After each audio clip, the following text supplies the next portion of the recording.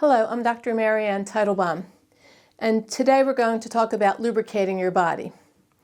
So Ayurveda is very keen on keeping the body well lubricated. In fact, we have dozens of oils for every nook and cranny. So let's see why the ancient doctors recommended keeping the body unctuous throughout the various stages of our lives. From the time a baby's born, it's recommended that you massage them daily with oil on their whole body, including their head and the soles of their feet. And by doing so, you'll prevent many types of rashes, including diaper rash, dry skin, and eczema. And more importantly, the nutrients in the oils will absorb in and nourish the baby, which also includes nourishing the brain. Now, the brain is not only made up of various types of fats and cholesterol, but it needs fats and cholesterol to nourish it. Remember that biblical advice to anoint your head with oil? The oils on the scalp absorb in, lubricating and nourishing the brain, and all the nerves end on the soles of the feet. So by rubbing oil in these places, we can also provide good fats directly to the nervous system as they absorb from the skin. We have specific oils to use for the baby's delicate skin, which were made by my teacher and mentor, Vajramakant Mishra, whose specialty was dermatology.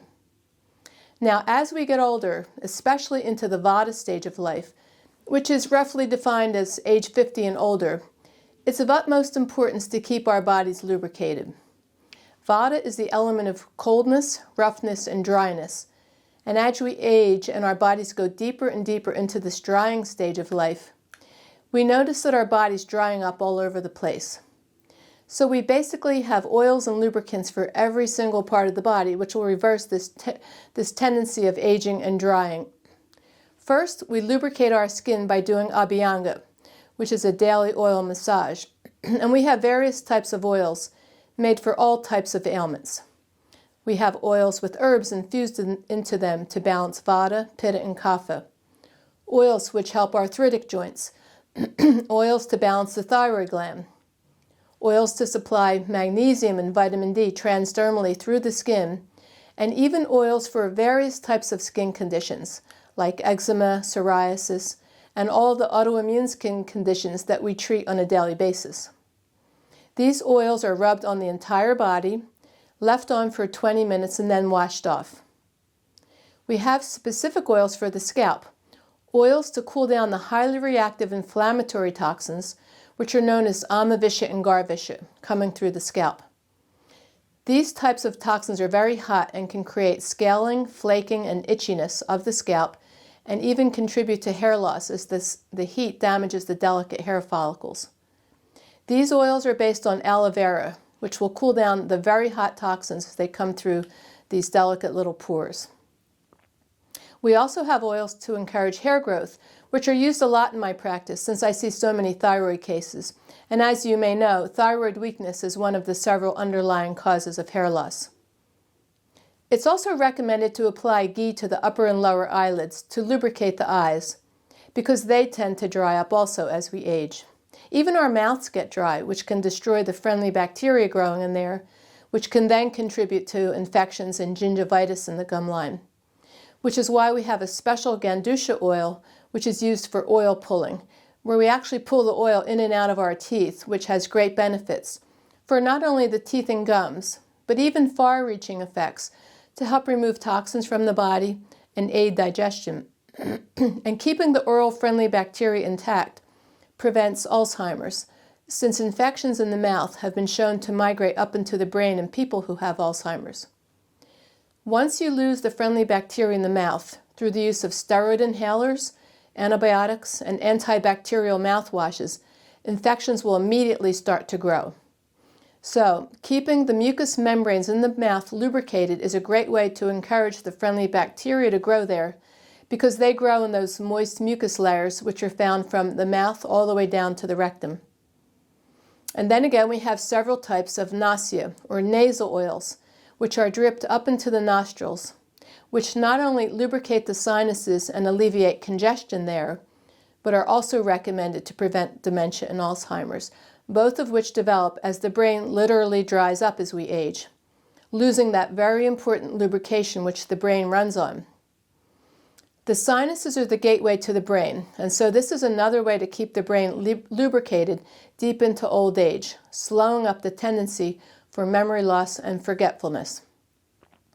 We even have 3 special oils to purify the prana, or the life energy, as it comes into the marma, or the energy points at the top of the head, known as the adipati marma point, through the sinuses, known as the Ida and Pingala vibrational channels, and in through the ears, known as karna. In this day and age, the prana gets polluted with electromagnetic radiation, which comes from computers, cell phone towers, satellites, TVs, smart meters, LED lights, and electricity, which we're literally surrounded with. We don't want polluted prana feeding all our organs and glands and every cell in our body. This alone can bring all types of disease processes. To continue our efforts to lubricate the body, we even recommend putting ghee in the navel and around the outside of the navel. The vagus nerve, which controls digestion, the heart, and the lungs, runs all the way down to the navel area and lies directly behind it. So here we have access to help balance out this very important nerve by applying ghee into the navel, which will actually enhance the parasympathetic nervous system, which means that it will help to take someone out of fight or flight or an accelerated nervous system, which will then create optimal vagal nerve tone so that they can rest and digest better. And also think of this, the navel is where we receive lots of nerve and blood supply from our mothers while in her womb. And there are also lots of vibrational channels, or nadis, found behind the navel, which have a huge impact on our health. Which is why applying ghee in the navel is said to alleviate symptoms in many areas of the body, even beyond the area of the navel. For example, it might help alleviate dryness of the eyes, poor eyesight, provide more lubrication to the body, and reduce the tendency towards constipation. It's even been suggested that when you apply ghee to the navel, it seeps into the stomach, which absorbs the nutrients and distributes them to the body. And Vijay Mishra even made a special oil for the face because the skin on the face is much more delicate and responds to different types of herbs and oils than the rest of the body. This oil prevents wrinkles by keeping the skin soft and supple, and one version of this oil even contains collagen, which is also known to both prevent and treat wrinkles. And finally, we have a special oil called Gouda oil, which lubricates and alleviates itching and burning in both the rectum and the vaginal tract.